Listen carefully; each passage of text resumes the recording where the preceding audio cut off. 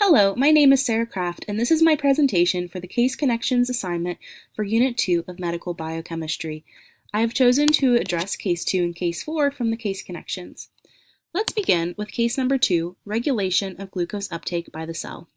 The question reads, the above brain MRI shows a large glioblastoma tumor with areas of necrosis within the tumor. Tumor is the bright white area within the brain field on MRI. On the right is a PET scan from the same individual following administration of fluorescently labeled D-glucose. We are then asked to discuss how glucose uptake is normally regulated in the liver, skeletal muscle, brain, and adipose tissues. First, let's discuss the fed state in these tissues. Well, in the liver, glucose is taken in through the GLUT2 transporter, independent of insulin, meaning that GLUT2 is always present and active.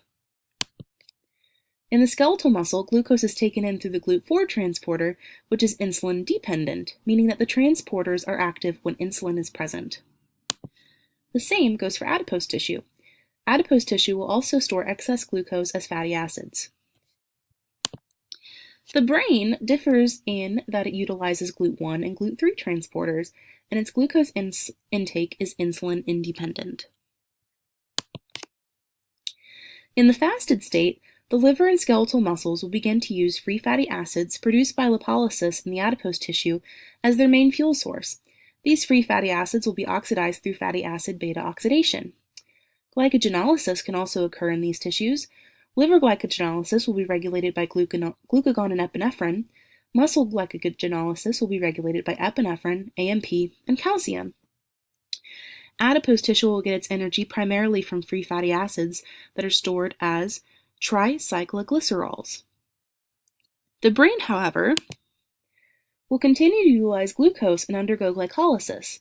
The glucose is produced by the liver through gluconeogenesis and glycogenolysis, regulated by epinephrine and glucagon. The brain will only stop using glucose as its main source of fuel in extreme cases of starvation. The next part of the question asks, how does glucose uptake in normal tissue compare to glucose uptake by tumor cells in the above image, and why would this be advantageous to the invasive tumor? Well, if we look at the image, the area that is the lighter color of red in the PET scan is the same area that shows the tumor in the MRI. This indicates to us that there is a larger amount of glucose at the site of the tumor than throughout the rest of the brain tissue in the image. The reason for this increase of glucose around the tumor site can be explained by the Warburg effect. The Warburg effect describes the phenomenon of how cancer cells will rely on aerobic glycolysis as their main source of energy instead of oxidative phosphorylation as occurs in normal cells.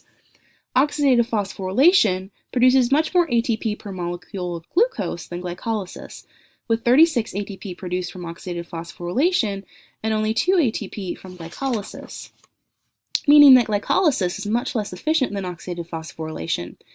Because the cancer cells are dividing and using a lot more energy very quickly and are not producing as much ATP as normal, they need to take up a lot of glucose in order to meet their energy needs through glycolysis. But why would this be advantageous for the cell to rely on glycolysis instead of oxidative phosphorylation?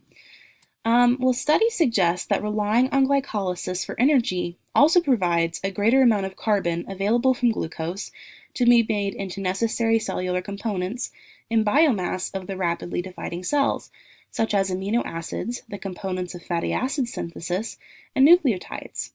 One way this has been proposed to work is the modulation of pyruvate kinase so that the glucose metabolites are sent to the pentose phosphate pathway and to the synthesis of amino acids. In terms of modifications that may have occurred in the cancer cells, studies have shown that brain cancer cells possess elevated numbers of GLUT3 transporter proteins, increasing the amount of glucose that the cells can take in. Other studies have also shown that genes that code for glycolic enzymes are also overexpressed in brain cancer cells, leading to increased glycolysis. The combination of increased number of glucose transporters and the overexpression of glycolytic enzymes could explain the increased glucose uptake of these brain cancer cells. Let's move on to case number 4. The question asks, a previously healthy 2-month-old female presents with jittery spells several hours after breastfeeding. Her mother reports she has not given the baby anything to eat other than breast milk since birth. The baby has only recently been sleeping for more than 2 hours between feedings, and that's when the mother reports these symptoms started. Laboratory results are consistent with hypoglycemia, low blood glucose, but are otherwise unremarkable.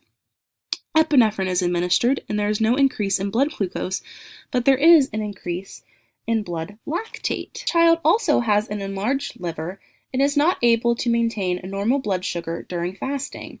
We are asked which of the following options is the most likely diagnosis for the patient. Answer A is not likely.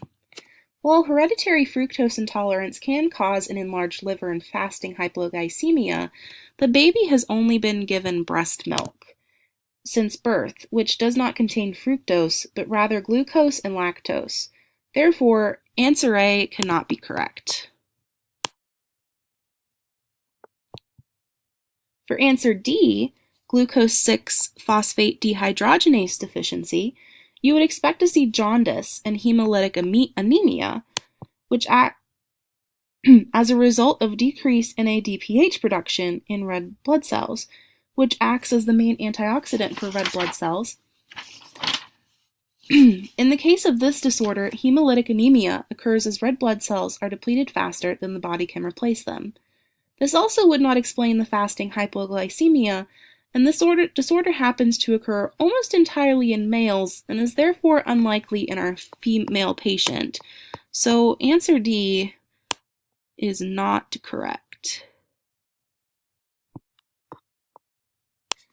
Answer B, galactosemia, seems like it could be the correct answer because patients may present with vomiting, hypoglycemia, and an enlarged liver just like the patient. But the rest of the symptoms don't make sense for this answer.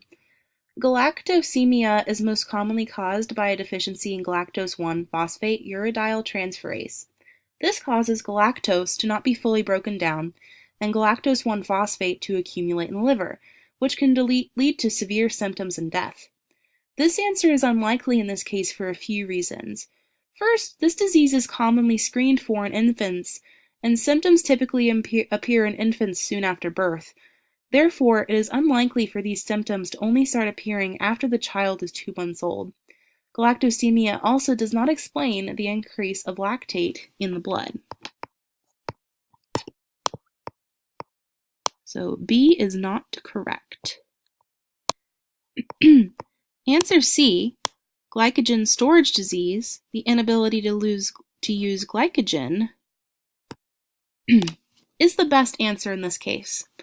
The child has a normal blood sugar after feeding, but has hypoglycemia during fasting, suggesting that she cannot access her glycogen stores to maintain her blood sugar levels during fasting.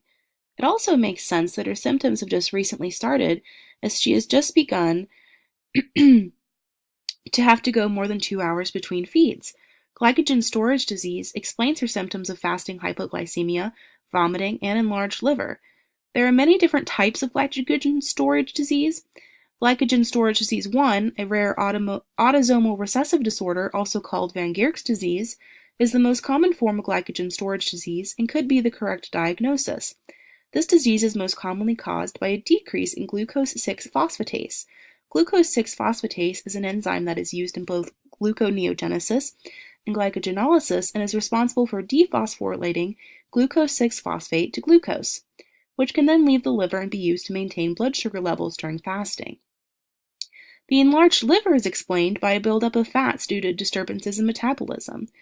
Glycogen storage disease also explains the increase in lactate in the child's blood.